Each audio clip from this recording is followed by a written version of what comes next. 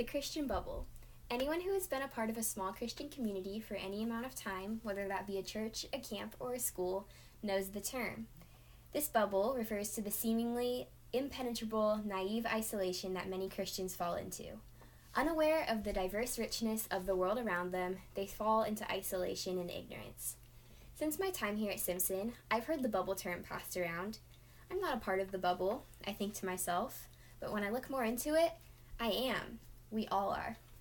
In order to be a part of Simpson's student body, each student must make a faith commitment to Jesus Christ. This model of Christian education admittedly has its benefits.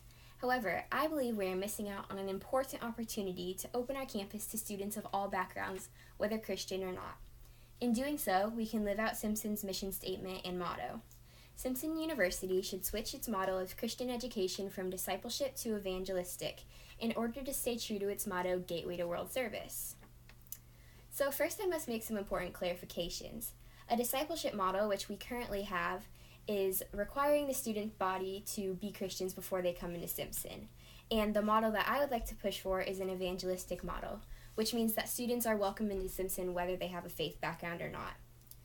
Being an admissions counselor assistant here at Simpson has given me some background in this issue. I speak to a lot of students on the phone who are really interested in Simpson due to its athletics or academics, but soon they realize they're not interested because we require that faith statement from them.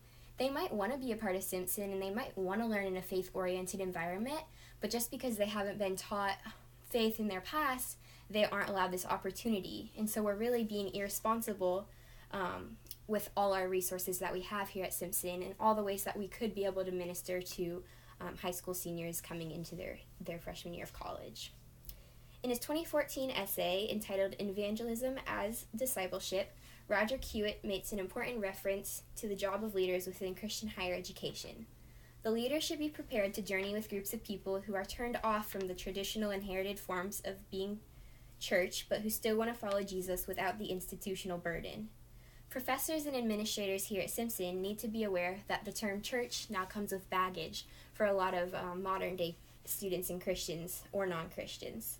Therefore, Simpson must be aware of this audience filled with young people and present the gospel patiently and gently. What a shame it would be for students once interested in Simpson to be turned away simply because nobody has taught them the gospel yet. We should open our arms to students in order to eradicate the lie that Christians are unaccepting and uptight. If Simpson's motto is Gateway to World Service, as a university, we should strive for missionaries not only across the world, but on our own home turf. We have been presented the unique opportunity to attract a wide array of students for our academic programs and athletic opportunities. Not opening our model to evangelism is denying current Christian students, which Simpson will still have, to reach out to their peers and show them the gospel in a winsome and relational manner. In his 2006 article entitled Institutional Mission, The Soul of Christian Education, James Woodrow stresses the utter importance of a mission statement within Christian education. He believes it gives purpose to the institution, something each individual involved can look to and be inspired by. Henceforth, Simpson should not take its mission as a Christ-centered learning community committed to developing each student in mind, faith, and character for a lifetime of meaningful work and service in a constantly changing world lightly. Rather, we should be constantly seeking opportunities to minister to those outside the Christian faith. And one way we can start doing this is by opening our student body to those who don't know Jesus yet.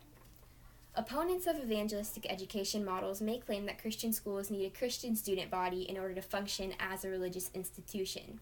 In his 2012 article, Anthony Dozin, who has his PhD in educational leadership, claims, if the policy of the institution, as laid out by boards and senior executives, is not enlightened with gospel values, it is not difficult to imagine that the institution, while Christian in name, was slowly drafted from its ecclesial moorings. This is essentially critical when faced with the question of financial success or closure. Should the institution sell its soul? This quote indicates a question that opponents of evangelist education models may ask.